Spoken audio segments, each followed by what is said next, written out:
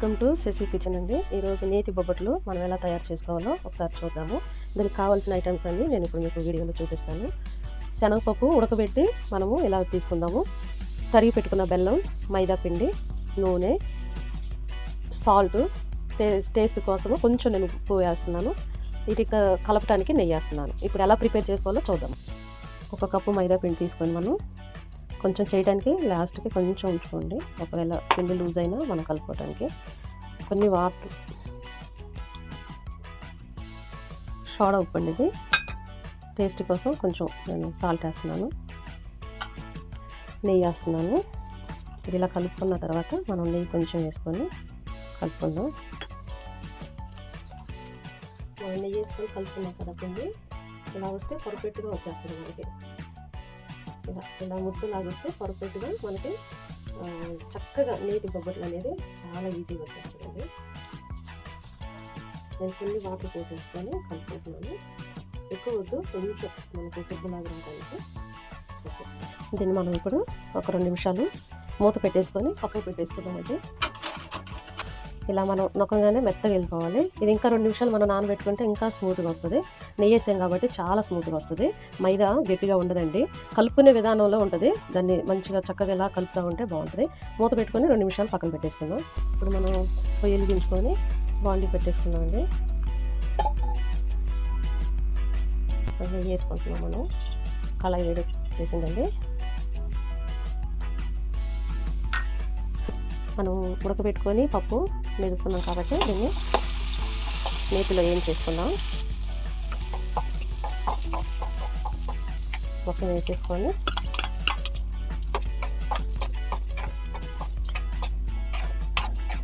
దీంతోపాటు బెల్లం కూడా వేసేసుకున్నాం కప్పు. దీన్ని బాగా మనము ఉడికించేసుకుందాం. ఇది బాగా చల్లారిపోయిందండి. మనం ప్రిపేర్ చేసుకుందాం. శనగపప్పు, బెల్లం బాగా ప్రిపేర్ అయిపోయింది, చల్లగా అయిపోయింది చూడండి.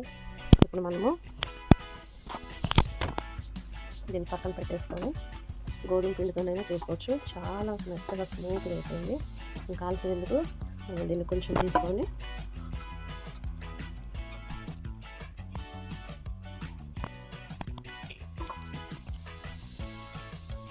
పిండి ఏం అవసరం లేదండి, ఆయిల్ వేసేసుకొని మనం చేసేసుకుందాం. మీరు కర్రతోనైనా రుద్దుకోవచ్చు, చేతితోనైనా రుద్దుకోవచ్చు. ఇప్పుడు మనము ఇది ప్రిపేర్ చేసుకున్న పిండిని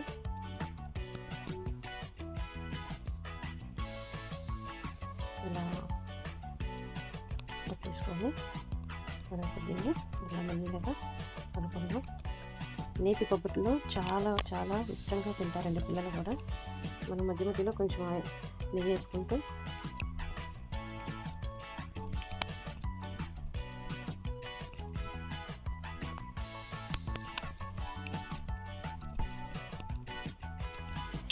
ప్యాన్ పెట్టుకొని మనం స్టవ్ వెలిగించుకొని మనం చేసి పెట్టుకున్న బొబ్బట్లు నేను కొంచెం నెయ్యి వేసేసుకున్నాము. నెయ్యి వేసేసుకున్నాక పప్పు కూడా మంచిగా బయటకు కనపడుతుంది.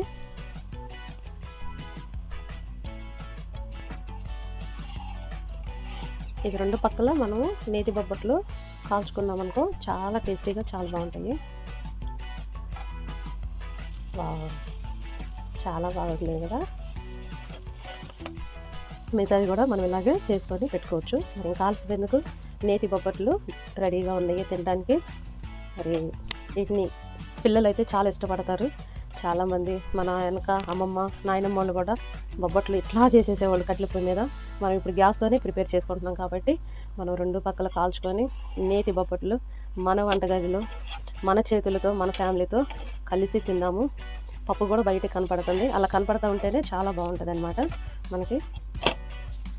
నేను స్టవ్ ఆన్ చేసేసి ప్లేట్లో తీసుకొని రెడీగా ఉన్నాను తినడానికి. మరి నచ్చితే లైక్ చేయండి, షేర్ చేయండి, సబ్స్క్రైబ్ చేయండి. Thank you.